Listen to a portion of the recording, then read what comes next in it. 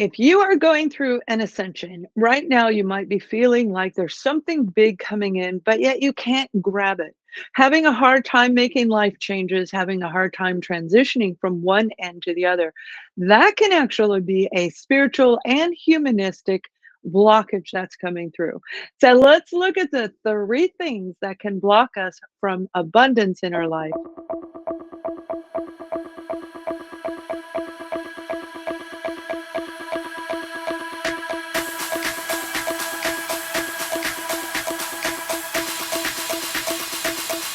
When we go through the journey of trying to find ourselves, and that's what this journey really is. It's the divine masculine within and the divine feminine within. And we have to align in the center. And when we align in the center, that's when we're able to see beyond what's in front of us, to create, to expand, to grow, and to make things kind of like fall into place for us, where we're driving down the street and instead of hitting 17 red stoplights, we hit all green lights. Boom, boom, boom. Like somebody up there is triggering something for us. And that's because we vibrate on a high frequency when we are in the center between the divine feminine and the divine masculine. That's called being in balance. Now, there are times when we are going through life, when we're going through this ascension, we go through all the stages of grief, and it can actually block us from seeing what's coming down the road. Every single person has intuition. We all do. It comes from the gut. It's an inner knowing. How did you know that? I don't know. I just knew, or I knew I should have done that, and yet we still don't do it. That is a heightened sense that comes through in an even stronger way as we go through this self analysis journey. Everything's been triggered for a reason, and it's triggering us to grow on a spiritual level, but also in the human world. So when we are at odds between both above and below, okay, that's when we can encounter some of these experiences because it creates a blockage. When we're dealing with things like, let's say you were triggered into this journey by a romantic partner, somebody that you fell in love with, or you thought you were in love with, or there was just this undeniable attraction to this person. You can't explain it. You feel it from a soul level. And that makes us go into the journey where, wait a minute, this is unusual. Then something is said or done between the two of you. Now, this can be in a work environment. It doesn't have to be romance, but we're using romance as an example. All right. I'd say 60% of my clients were triggered by romance. The other 40 were triggered by careers, family members, and the changes in life in general. So as we go through this journey, we recognize a pattern. It's like, I've had this happen before. I don't know if it was from you, but boy, it feels like it's from you. And remember, the soul mate, the soul connection is a mirror of us. So if we have a blockage, it goes right back at us. So it may attach to our solar plexus, to the root, which is from the hips down, all of this areas, these different areas of the body that block the spiritual abundance from coming in. So, in the human side, there are three things that can block us actually from creating abundance, even if we cleared out all of that negative energy. If we removed all of the old ick and we're still stuck, what is it that we're doing wrong?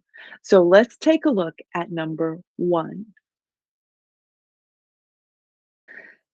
The first number one reason that we can prevent and block our own abundance, and that includes prosperity, from coming in is not taking action. If we don't take action on something, it will leave. If imagine, if you would, a big uh, group of ships sailing. There's one ship, there's another, and another. A ship crossing the ocean, and maybe a tugboat is in the front. That tugboat is the tugging that has been pulling on you to say, get up and go, get up and go, take action. But yet we don't take action. We sit, and eventually that big ship behind it is going to cross right in front of us. And that's what happens in the real world. Okay. The world doesn't stop because we do. So we have to get up. We have to force ourselves, just like going to work in a job we don't want or being in a relationship we don't want. We force ourselves to do things because we know we need to do it. And that's what we're talking about today. If you want to make life changes, if you're trying to make all of these new course directions in your life path, then you have to take action. So there's a number of different ways that we take action. One, obviously, is looking and doing the research, finding out real information, factual information that you know is valid. It isn't just saying, oh, that, yep, I knew that, and that's it. It's okay, that's what I thought it was. But then you continue to research and you look more and you look more. Those of you who've come from toxic upbringings, toxic relationships, whether that's career or in an actual romantic relationship, family dynamic, you have to continue to research what the toxicity is because we attract them. And so it creates an energy block, right? So do the research in any area. That's looking up the job, where the job's located, if you're applying for a new position, what it is about this organization. There was a company that I saw at one point in time, and they continuously were uploading to fill the, I think it was the director of office management, right? So they were looking for this one position. Every 6 to 7 months, I would see that position was posted. Now, I worked for, I was a business consultant for over 20 years. You guys probably don't even know that, right? And you don't know anything about me on a personal level, but that's what I did. And I moved from company to company. So I would see this position posted all the time, and it made me wonder, why does it keep appearing? Now, there's a reason for it, and that's the research that we need to look at.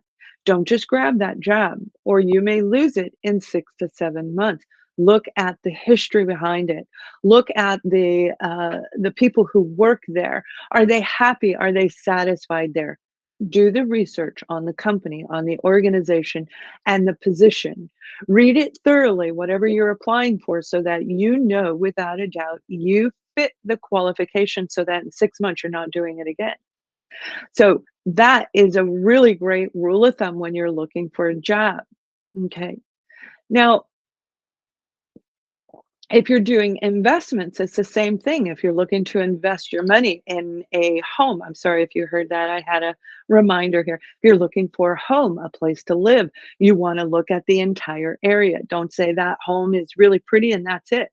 You have to actually understand where you're moving. Is it in the right vicinity? Do you mesh with the energy around it? Or is it on the borderline of somewhere that is not going to feel good inside of you? Do the research. Take action after you do this research. That means get up and do the research. That means get up and put your resume out there. There are businesses, small businesses like myself, who need you to support them. They need you to put those reviews on there. They need you to back them so that they can start attracting what is meant to come in for them. Otherwise, they'll be gone. How does that play on you? Well, there is one business down, there's another business down, there's another business down. So if we don't take action and give and take in the right way, things start falling apart and we wind up going into a tower moment and we relive a cycle all over again. So let's look at number 2. Number 2, and I will say it coincides with number 1, and it's going to coincide with number 3 as well. Number 2 reason that can block us from abundance is indecisiveness. I don't know, should I or shouldn't I? Should I say yes? Should I say no? And this is where, that's why I wrote the book Micro Vibes, which helps us really bring in the spiritual aspect of the universal elements, the flow, the energy, the unseen elements with the humanistic world. That's what that's about, so that we know whether we should take action. Again, it ties into number 1, which is doing the research. You've got to do the research, and you've got to take the action on it.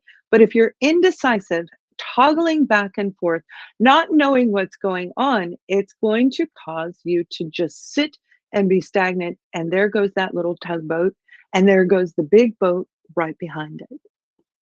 So, being indecisive is number two. Let's take a look at number three.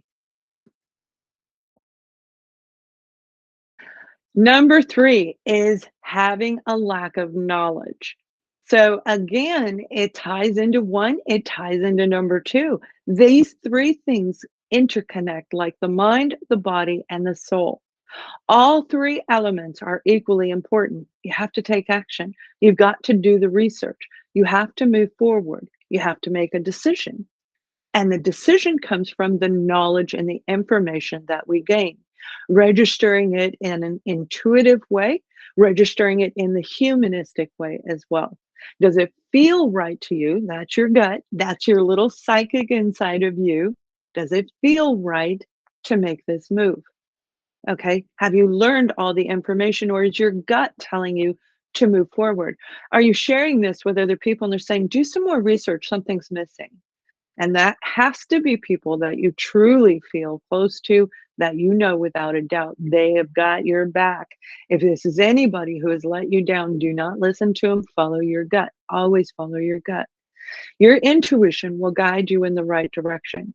We have a direct line with the universe and with the energy flow. And when we learn how to use it, we can make things happen. The hard part, if you've been there and you know what I'm talking about, you've been aligned and it's like, yeah, this happened, yes, yes, yes. And then all of a sudden it goes backwards. That's the hard part, is keeping that vibration high. But when we take all three of these elements together, and again, that's the mind, the body, and the soul, and we combine them, that's when we're going to create abundance in our life. So I hope this helps you guys. Please thumbs up this video and share it with others. And remember to support the small businesses. Each and every one of them needs you. We all need you, and you need us. That is collective consciousness. Have a wonderful day. Much love.